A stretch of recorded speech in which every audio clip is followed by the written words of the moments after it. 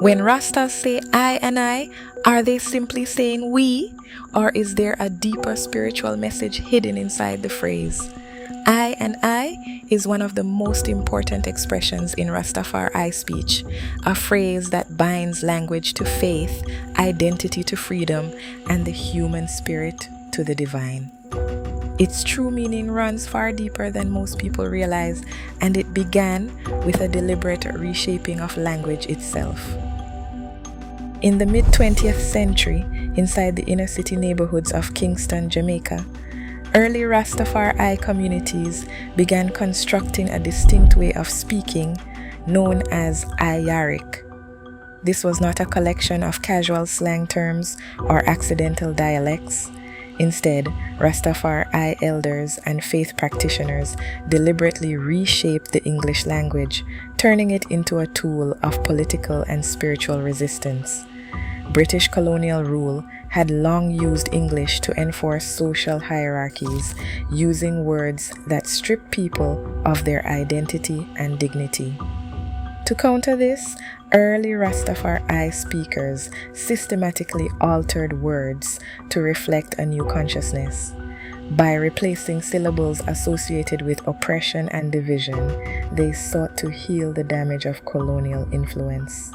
In this new speech, the vowel I became a powerful tool, reflecting both the individual and the divine. This linguistic project set the foundation for I and I, a phrase designed to remove divisions and reclaim mental sovereignty in a society that had long denied them both. In daily usage, I and I is far more than a grammatical substitute for we or us. While the standard English pronoun we separates a group into individual, distinct parts, I and I collapses the distance between the self and the other. It functions as a spiritual form of address that binds the speaker, the listener, the collective community, and the divine presence of Jah into a single, unified consciousness. When spoken, the phrase removes the traditional subject-object hierarchy, asserting that no individual is above or below another. Yet, this expression is not defined by a single, rigid formula. Within the Rastafari movement, interpretations of I and I carry different meanings. Many elders and faith practitioners view it as a sacred declaration of the divine indwelling within every human being. Others focus on its role as a practical bond of communal solidarity and mutual respect. Meanwhile, some outside observers view the phrase primarily through a cultural or linguistic lens, focusing on how it redefines social relationships.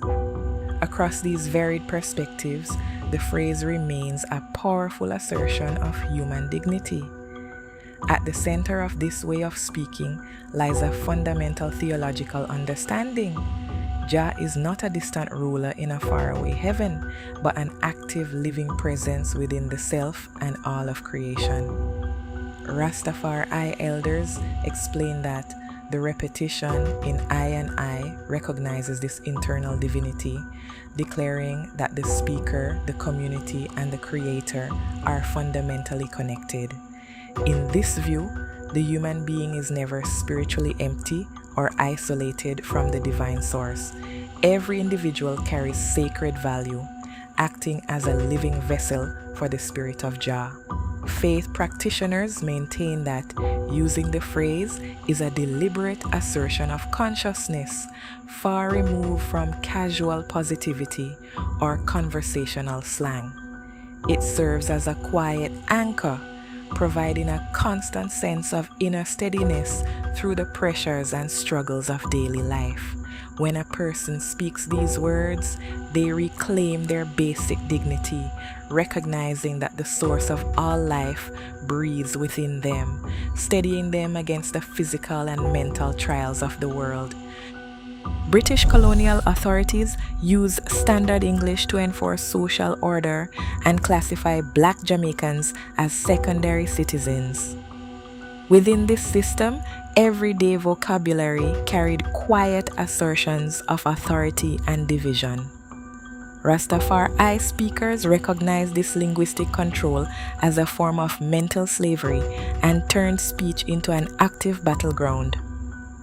This structured linguistic strategy served as a conscious effort to reclaim intellectual sovereignty far removed from passing slang.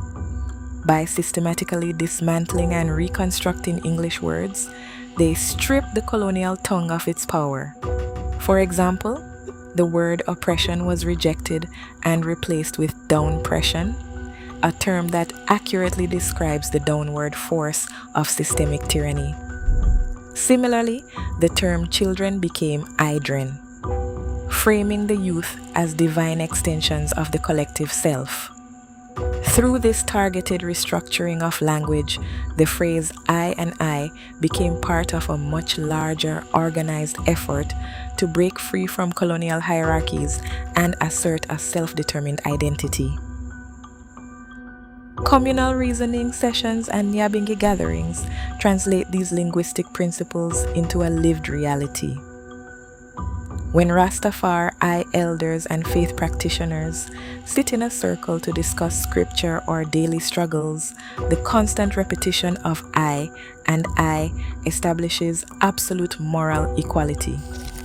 The phrase acts as a verbal seal, reminding everyone present that no individual stands above or below another in the social body. This commitment to mutual respect extends directly into the home. Within family life, parents encourage children to speak in terms of I and I to cultivate personal dignity and shared responsibility from an early age. In these communal spaces, language shapes how people treat one another.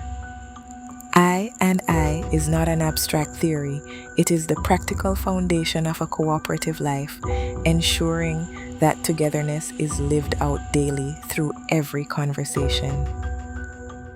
This linguistic reclamation operates directly on the individual mind, fundamentally altering how a person perceives their own worth.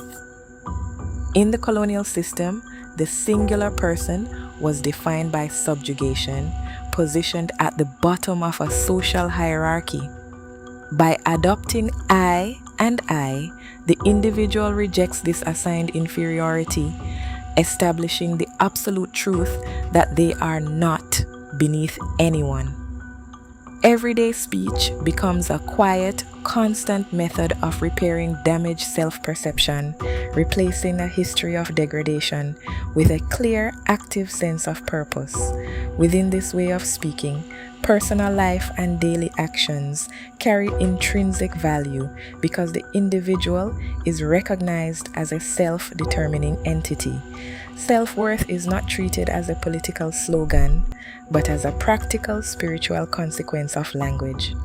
By naming oneself as an active I, the individual reclaims a status that no worldly authority can ever diminish. Outside the movement, observers frequently categorize I and I as a cultural marker or a linguistic variation of standard pronouns. Yet, reducing this expression to casual slang or a grammatical substitute for we overlooks its sacred foundation. While some scholars analyze the phrase primarily as a social product of Jamaican history, Rastafari elders and faith practitioners maintain its spiritual essence. Within the movement, explanations vary, reflecting a natural diversity of thought rather than a single rigid doctrine. Today, as the phrase spreads globally, it faces the constant pressure of commercialization and decontextualized use. When stripped of its spiritual origin, a declaration of divine unity risks being reduced to a mere consumer trend. Today, the resonance of I and I extends far beyond its origins, functioning as a living thread across Jamaica, the Caribbean, Africa, the United Kingdom, and the United States. Within these global spaces, the phrase remains an active element of daily livity rather than a static historical novelty. It animates contemporary reggae music, guides community teachings, and structures quiet prayers. From London neighborhoods to New York gathering spaces, the expression is spoken during the mindful preparation of I-Tell meals and in everyday conversations. While the exact number of global Rastafari practitioners remains unquantified, the fluid movement of I and I across continents shows its power to connect the individual with the collective and the divine presence of Jah. Reggae music, digital platforms, and younger generations continue to carry I and I into new global spaces, making active preservation essential. Rastafari elders and faith practitioners maintain that community-led education remains the only reliable way to safeguard this sacred language from casual misuse. When observers and outsiders encounter the phrase, respectful engagement must replace superficial borrowing, this active responsibility ensures that the theological weight of I and I survives its expanding reach, remaining a serious declaration of divine unity, human dignity, and spiritual consciousness, rather than fading into a passing consumer trend. Today, as commercialization risks reducing this phrasing to mere slang, preserving its depth matters. Whether seen by observers as cultural expression or by Rastafari elders as the divine presence of Jah, I and I remains a timeless shield against division. So there you have it, the deep meaning of I and I, a powerful Rastafari expression of unity, dignity, divine presence, and spiritual consciousness. What are your thoughts on the meaning of I and I? Share your perspective in the comments below. And if you enjoyed this video, please like, comment, share, and subscribe to Rasta Today for more Rasta educational content.